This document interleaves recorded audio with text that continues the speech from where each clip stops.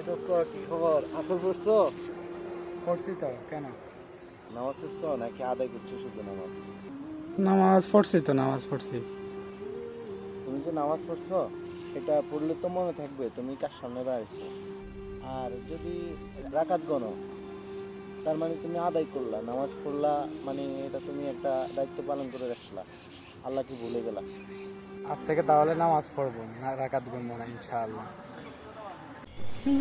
নামাজ শুধু রাকাত গণার বিষয় না, এটা হলো নিজের রবের সামনে দাঁড়ানোর সময়। আজ একটা ওয়াক্ত নামাজ মন দিয়ে পড়া, ইনশাল্লাহ জীবন পরিবর্তন হয়ে যাবে।